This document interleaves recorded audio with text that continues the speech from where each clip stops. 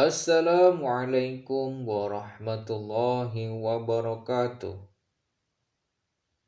Dikisahkan, pada suatu hari yang cerah, Abu Nawas sedang melakukan perjalanan santai.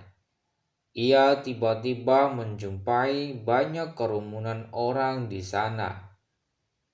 Ia pun merasa sangat penasaran dan kemudian bertanya kepada seseorang di sana. "Sedang ada apakah di sana itu?" tanya Abu Nawas. "Sedang ada pertunjukan seekor gajah ajaib," jawab orang-orang yang ada di sana. "Gajah ajaib bagaimana maksudmu?" tanya Abu Nawas. "Ada seekor gajah yang mengerti bahasa manusia, dan ia tidak mau tunduk kepada orang lain kecuali kepada pemiliknya saja," jawab orang itu.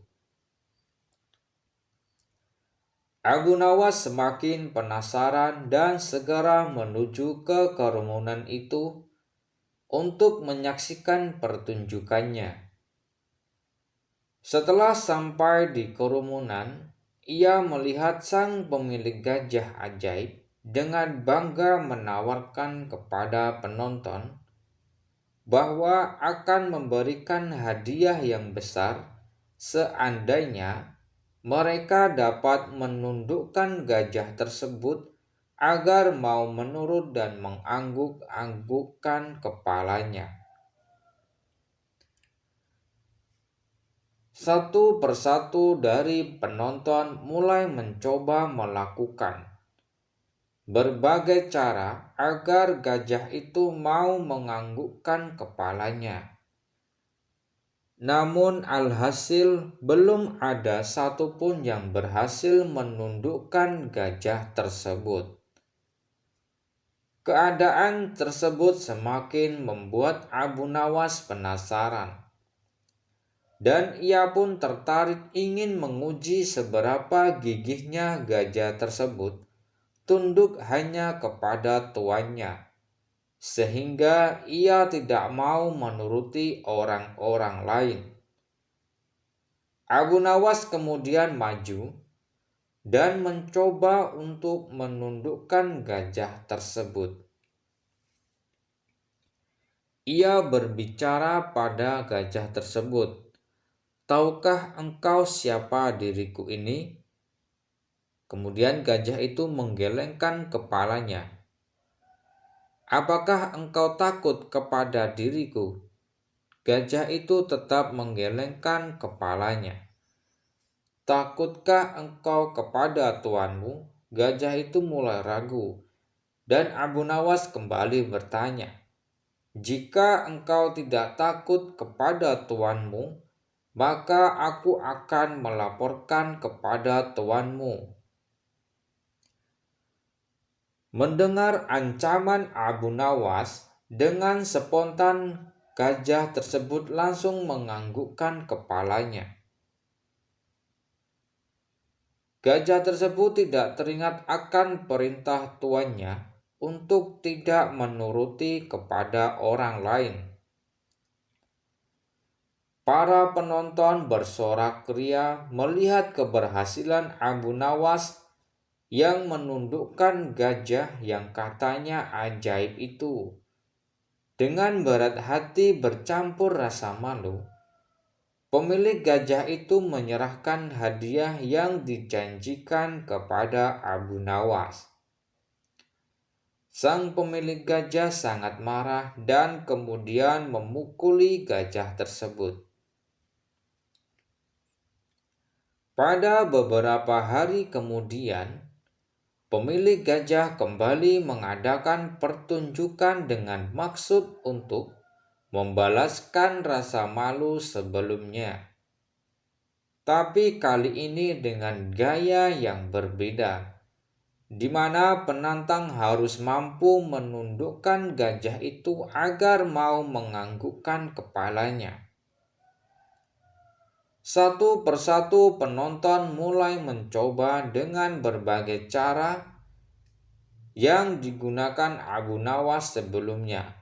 Akan tetapi, gajah itu tetap tidak mau tunduk dan menggelengkan kepalanya karena sangat takut kepada ancaman tuannya. Dan kini tibalah giliran Abu Nawas untuk maju dan kembali melemparkan pertanyaan kepada gajah tersebut. "Tahukah engkau siapa diriku?" tanya Abu Nawas. Kemudian gajah itu mengangguk. "Takutkah engkau kepadaku?" Gajah itu tetap menganggukkan kepalanya. "Takutkah engkau kepada tuanmu?" Gajah itu masih menganggukkan kepalanya. "Tahukah engkau gunanya balsam ini?" tanya Abu Nawas serasa mengeluarkan bungkusan kecil yang berisi balsam dari sakunya. Namun gajah itu tetap menganggukkan kepalanya. Abu Nawas kembali bertanya, "Apa boleh balsam ini kugosokkan pada selangkanganmu?" Gajah itu tetap menganggukkan kepalanya. Abu Nawas kemudian menggosokkan balsam ke selangkangan gajah tersebut. Gajah ajaib tersebut merasa sangat kepanasan. Kemudian Abu Nawas mengeluarkan kembali dari sakunya bungkusan balsam itu. Dan kali ini bungkusan balsam itu jauh lebih besar dan dia kembali bertanya kepada gajah tersebut, "Apakah boleh aku menghabiskan balsam ini untuk kugosokkan kepada selangkanganmu?" tanya Abu Nawas. Seekor gajah tersebut sangat ketakutan dan mulai akan lupa dengan ancaman tuannya. Kemudian secara spontan, gajah itu langsung menggelengkan kepalanya. Dan untuk kesekian kalinya, Abu Nawas dapat menundukkan gajah ajaib tersebut. Kemudian kembali pulang dengan membawa hadiah. Pada suatu hari, ketika Baginda Raja mengajukan dua pertanyaan kepada menterinya, tapi tidak ada satupun dari mereka yang dapat memberikan jawaban yang memuaskan kepada Baginda Raja. Sedangkan Baginda Raja sangat menginginkan jawaban yang tepat terhadap pertanyaannya.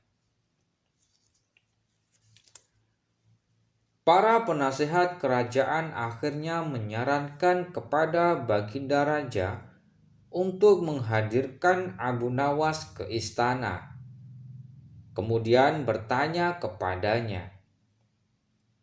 Baginda Raja kemudian memerintahkan pesuruh istana untuk menjemput Abu Nawas.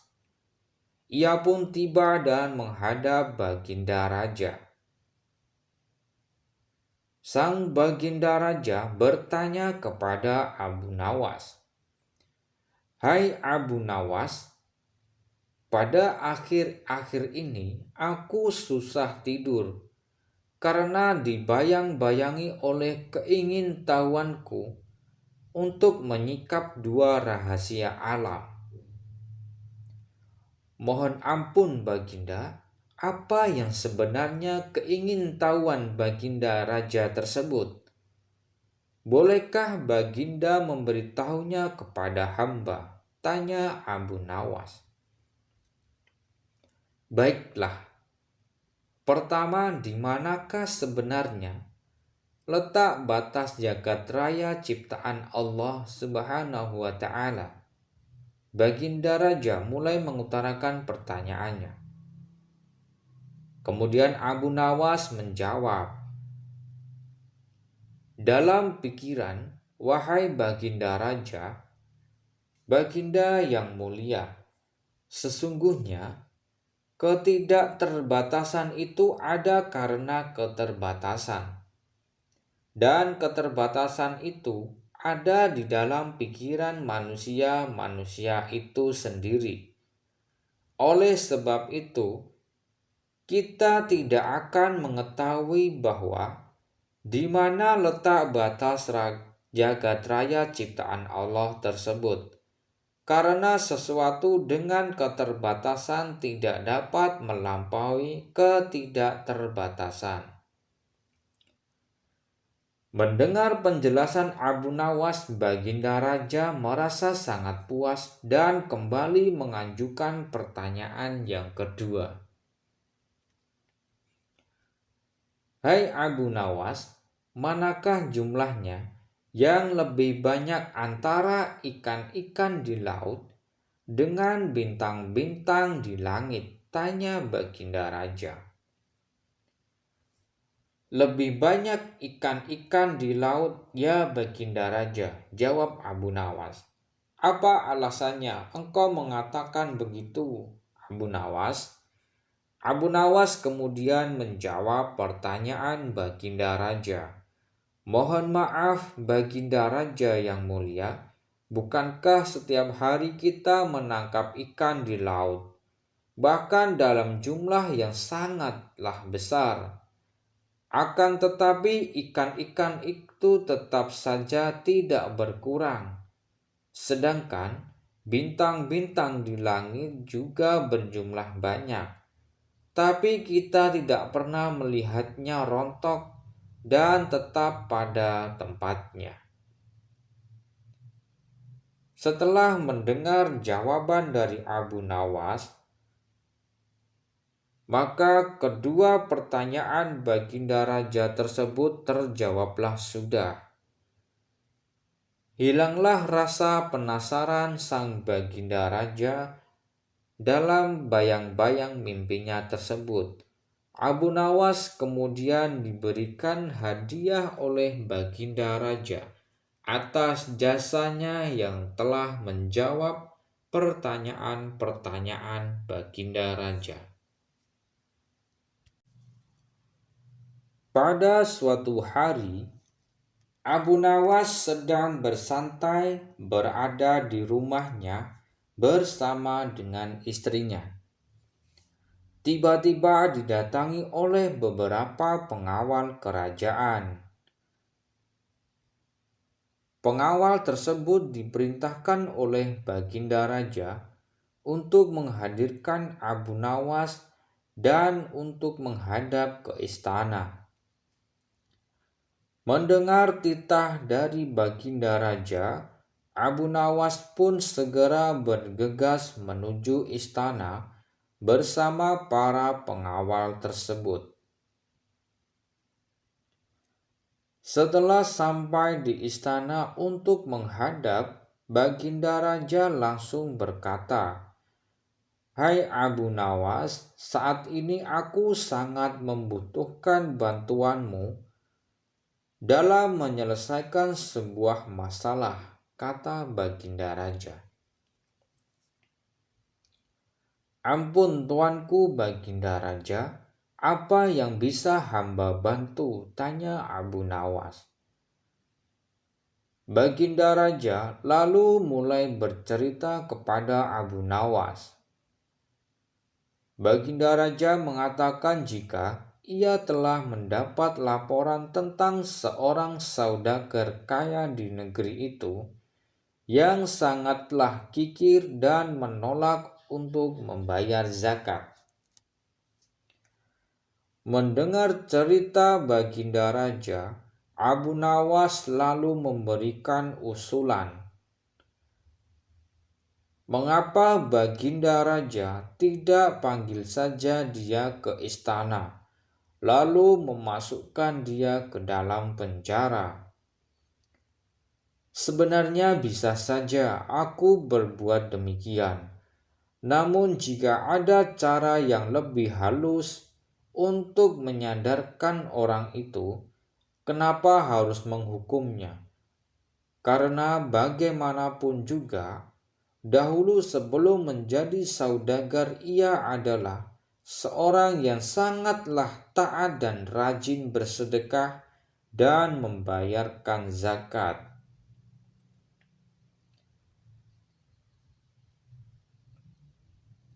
Jadi Abu Nawas, adakah cara lain yang lebih halus darimu agar ia segera sadarkan diri? Jika memanglah begitu, hamba minta waktu 3 hari untuk memikirkan jalan keluarnya. Baginda Raja lalu memberikan Abu Nawas waktu selama 3 hari. Setelah kembali Abu Nawas dari istana, ia mulai memutar otaknya dan mencari jalan keluarnya. Secara pribadi, Abu Nawas sangat menginginkan saudagar kaya itu dipenjarakan saja, karena saudagar tersebut memang terkenal akan pelitnya dan tidak mau membayarkan zakat.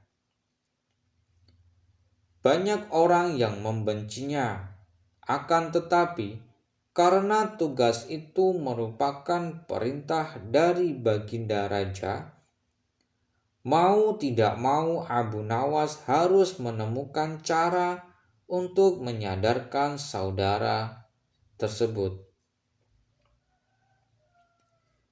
Dan kini tibalah pada hari ketiga. Pada pagi itu Abu Nawas yang memang sudah menemukan cara segera bergegas menuju ke istana dan menyampaikan idenya kepada Baginda Raja. Setelah menghadap, Baginda Raja langsung bertanya kepada Abu Nawas, "Bagaimana Abu Nawas? Apakah kau sudah menemukan caranya?" "Sudah, tuanku yang mulia Baginda Raja. Sudah ditemukan caranya, cuman Baginda juga harus ikut dengan hamba untuk menjadi seorang pengemis dan pengemis di rumah saudagar itu, di mana nanti di sana hamba yang akan menyelesaikan masalah tersebut. Apakah Baginda Raja bersedia?" Awalnya Baginda Raja merasa ragu pada ajakan Abu Nawas. Akan tetapi demi menyadarkan saudagar itu, akhirnya Baginda pun bersedia. Dengan memakai pakaian layaknya pengemis, Abu Nawas dan Baginda Raja pergi meluncur ke rumah saudagar yang pelit itu. Mereka terus mengawasi sampai saudagar tersebut ada di dalam rumahnya. Setelah kemudian beberapa saat menunggu, tampaklah saudagar itu sedang duduk bersantai di beranda depan rumahnya. Kemudian Abu Nawas dan Baginda Raja segera menghampiri dan mengucapkan salam untuk menyapa saudagar tersebut. "Apakah tuan mempunyai uang receh?" tanya Abu Nawas. "Tidak ada." "Kalau begitu apakah tuan punya pecahan roti kering? Sekedar untuk mengganjal perut kami." "Tidak ada." "Kalau begitu bolehkah kami minta segelas air saja? Adakah tuan?" tanya Baginda Raja dan Abu Nawas kembali. "Sudah aku bilang dari tadi, aku tidak punya apa-apa," kata saudagar yang mulai jengkel. Abu Nawas pun langsung mengeluarkan kata-kata ajaibnya. "Kalau tuan tidak punya apa-apa, mengapa tuan tidak jadi pengemis seperti kami saja?" Wajah Tuan Kabul terlihat tidak karuan. antara marah, kesal, tersinggung, sedih bercampur aduk menjadi satu. Saudagar itu pun terdiam, teringat akan masa lalunya yang terbilang miskin. Tapi ia rajin bersedekah. Tapi sekarang dengan kehidupan yang lebih baik, ia malah menjadi seorang yang kikir. Seketika itu tuan saudagar meneteskan air mata dan menyadari sifat kikirnya selama ini. Baginda Raja pun tiba-tiba berkata, "Bagaimana? Apakah memilih menjadi orang kaya atau orang miskin?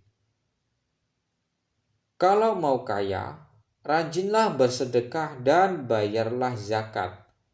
Kalau tidak mau kaya, mengemislah saja kayak orang ini," kata Baginda Raja sambil menunjuk ke Abu Nawas. Abu Nawas lalu melanjutkan dengan membaca ayat-ayat Al-Quran tentang orang-orang yang kikir dan menolak membayar zakat. Di dalam kesedihannya, tuan saudagar merasa sangat terkejut mengetahui jika salah seorang pengemis di depannya adalah Baginda Raja. Dan mulai saat itulah saudagar itu mulai berubah menjadi orang yang baik dan dermawan. Dan pastilah ia sangat rajin dalam membayar zakat. Pada suatu hari, datanglah 3 orang dari desa sebelah menghadap Baginda Raja di istana. Mereka datang untuk mencari pembenaran pada masalah yang mereka hadapi bersama. Setelah sampai di istana, mereka langsung menghadap Baginda Raja yang ketika itu sedang bersama pembesar-pembesar kerajaan. Salah satu dari mereka berkata, "Ampun tuanku Baginda Raja, mohon maaf kedatangan kami di sini tidak lain hanyalah untuk meminta penyelesaian tentang persoalan yang sedang melilit kami bertiga." "Baiklah, ceritakan apa persoalan kalian." "Begini yang mulia, saya Ahmad mempunyai 2 ekor kambing betina, sedangkan Zulfikar mempunyai seekor kambing jantan, dan satunya Zubair tidak mempunyai kambing. Karena itulah Zubair yang setiap hari harus bekerja menggembalakan kambing kami. Apabila bertiga kambing itu beranak pinak, maka pembagian keuntungannya juga telah kami sepakati, yaitu saya mendapat separuh dari jumlah kambing, kemudian Zulfikar memperoleh 1/3 dari jumlah kambing, dan Zubair yang menggembala dan merawat yang mendapat bagian 1/8-nya. Lantas apakah kambing itu sekarang telah beranak pinak?" "Benar, tuanku yang mulia. Ketiga kambing itu sekarang sudah berjumlah menjadi 23 ekor. Karena itu, kami sekarang ingin membaginya sesuai dengan kesepakatan kami. Akan tetapi, ternyata kami merasa sangat kesulitan untuk membaginya. Karena itulah kami kesini ingin memohon pertolongan Baginda Raja. Membagi 23 ekor kambing sesuai perjanjian tentu tidaklah mudah.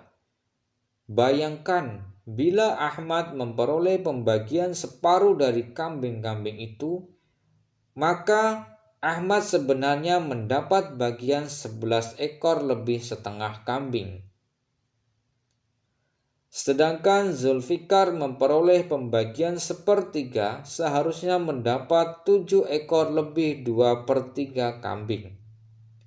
Sementara Zubair mendapatkan 1/8-nya, yang berarti 2 ekor kambing lebih 7/8 kambing. Baginda Raja tampak berusaha berpikir keras untuk memecahkan persoalan ini. Bahkan para pejabat yang hadir di tempat tersebut juga tidak sanggup memecahkan permasalahan tersebut.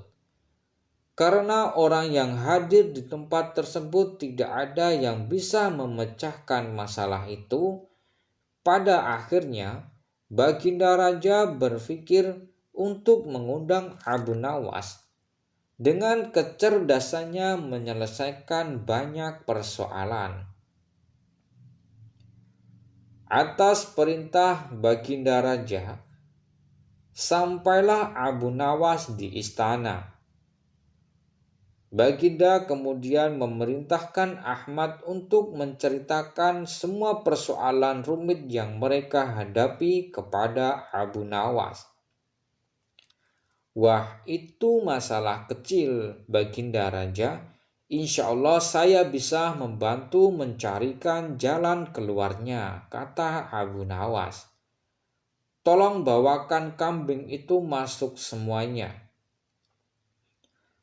Setelah ke-23 ekor kambing tersebut dituntun masuk istana, Abu Nawas lalu menghitung kembali jumlah kambing tersebut. Sesudah kambing itu dihitung dan benar jumlahnya ada 23 ekor. Abu Nawas mulai berpikir keras mencari solusi dari masalah yang cukup rumit tersebut. Tidak lama kemudian, Abu Nawas berkata, "Izinkan saya meminjam kambing Baginda Raja 1 ekor saja. Nah, sekarang saatnya saya akan membagi kambing tersebut sesuai dengan porsi kalian saat perjanjian," kata Abu Nawas setelah menambahkan 1 ekor kambing milik Baginda Raja.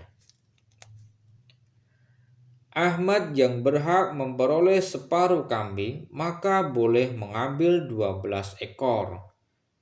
Sedangkan kamu Zulfikar yang memperoleh bagian sepertiganya, maka boleh mengambil 8 ekor. Kemudian yang terakhir Zubair yang memperoleh bagian 1/8-nya, maka engkau berhak mengambil bagian 3 ekor kambing. Sisa 1 karena saya tadi meminjam 1 ekor kambing milik Baginda Raja, maka ini saya kembalikan kembali kambing tersebut, kata Abu Nawas.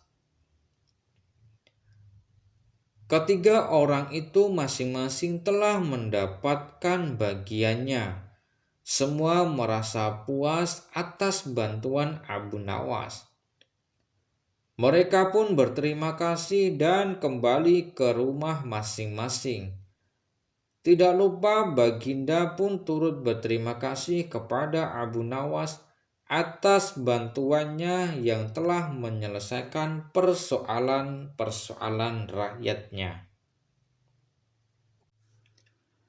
Pada suatu hari yang cerah, di mana hari itu adalah hari Jumat, Abu Nawas yang ditunjuk menjadi imam sekaligus khatib untuk memberikan khutbahnya pada jamaah yang hadir. Ketika waktu Jumat akan tiba, Abu Nawas segera bergegas menuju masjid. Tidak lama kemudian suara azan pun berkumandang, tanda masuknya waktu Jumat telah tiba. Para jamaah berbondong-bondong menuju masjid untuk menunaikan sholat Jumat. Abu Nawas pun segera memulai khutbahnya. Dalam cuaca hari itu sangat terik, banyak para jamaah yang tertidur ketika Abu Nawas sedang berkhutbah. Melihat banyaknya jamaah yang tertidur, Abu Nawas yang sedang berkhutbah tiba-tiba berteriak, "Api, api, api!"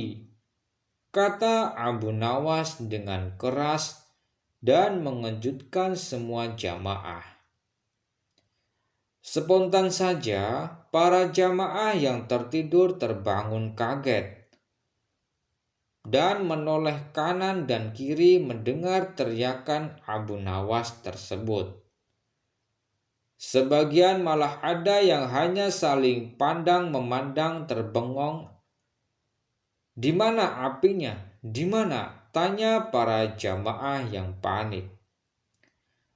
"Api neraka bagi mereka yang lalai dalam beribadah," jawab Abu Nawas serasa melanjutkan khutbahnya.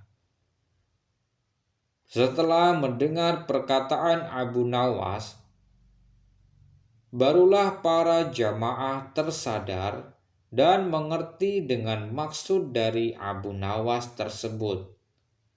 Para jamaah pun mulai serius mendengarkan ceramah khutbah dari Abu Nawas dan kemudian melaksanakan ibadah sholat Jumat dengan khusyuk.